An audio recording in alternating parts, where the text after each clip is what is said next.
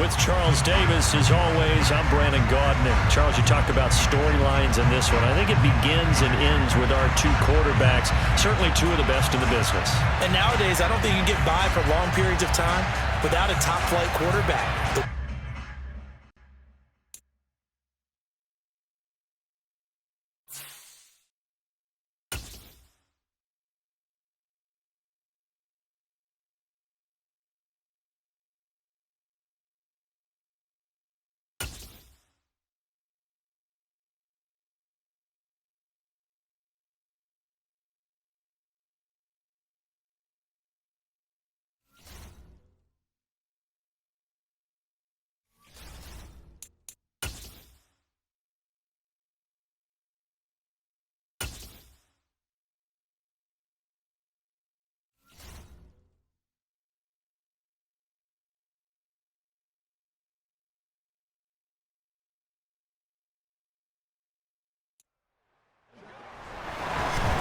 With Charles Davis, as always, I'm Brandon Gaudin. Charles, you talked about storylines in this one. I think it begins and ends with our two quarterbacks, certainly two of the best in the business.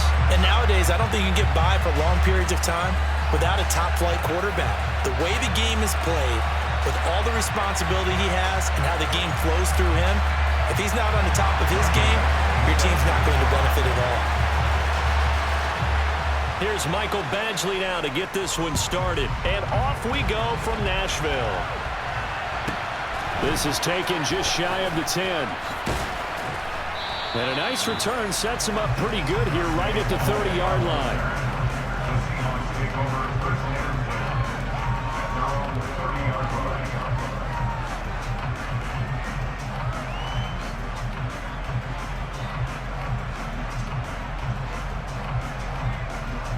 So 1st and 10 now from the 30. Here's Joe Mixon as they start on the ground. And he gets this up to the 34 out of bounds there. 4 yards the result on the first play from scrimmage. 2nd down. Brandon, we just saw the benefits of being able to run the ball successfully. They pick up 4 yards on that carry. So now if you're a play caller, you can do just about anything you want, but on the defensive side of the ball, you scramble a little bit. Now you're behind, trying to figure out, do I need to blitz him? Do I need to pressure him?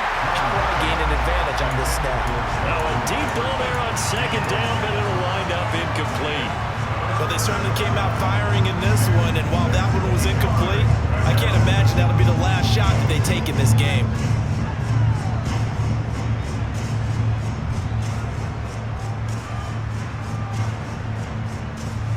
This defense looking for an early stop. This is 3rd down and 6. Here's Griffin. Got a man. It's Randy Moss complete. And he goes out of bounds just shy of the 45.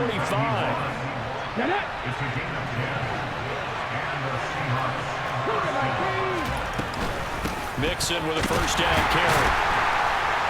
And they're going to stop him right at the line of scrimmage. Just no cutback lane to be found whatsoever. 2nd and 10. So the 3-time Pro Bowler Javon Curse with a tackle there.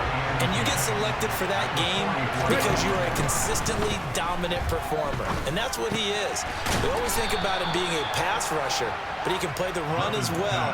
A guy that you just have to game plan for every week. 9 yards, and that leaves him just short, so it'll be 3rd and less than a yard. I like it, I like it, I like it. Get everyone involved in the passing game. And you know you create those great mismatches throwing it to your guys out of the backfield. And on the first drive, that can also help establish some rhythm, right? I think so. It gets everyone involved. They feel like they're part of it, and really gets them amped up as they go forward. That'll make it 4th down after a loss of 1. They'll try and throw for it with Griffin. And it's incomplete. They cannot convert, and they turn it over. The Seahawks go for it but can't convert. And on the opening drive of the afternoon, the defense forces a turnover on downs.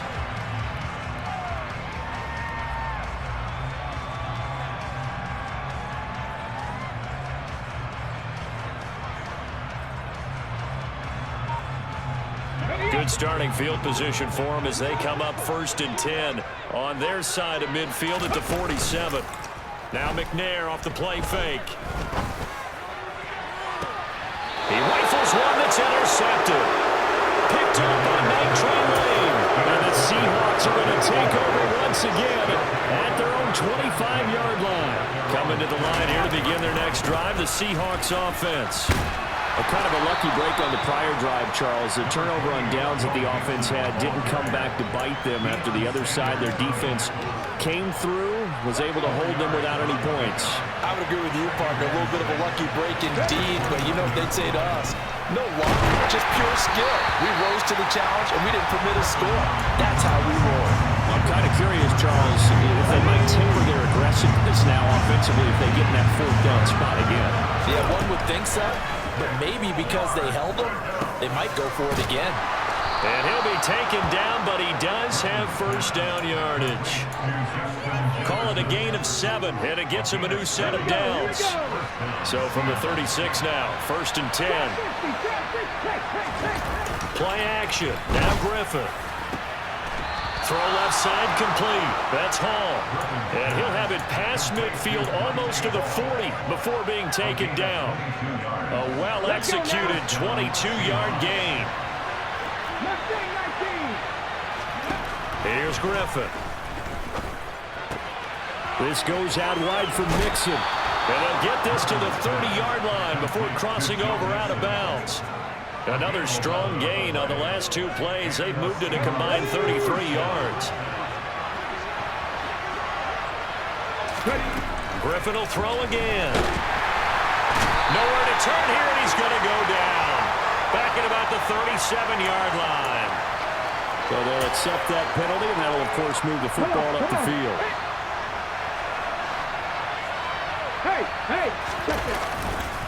After the penalty, it's Mixon. And he is met at the line of scrimmage, and he goes down right there. No gain on the play. It'll be 2nd down. The running lanes have definitely not been there for him here in the first half, and I don't think it's all been his fault. His offensive line hasn't given him much space. A loss results there. No score after 1 on EA Sports.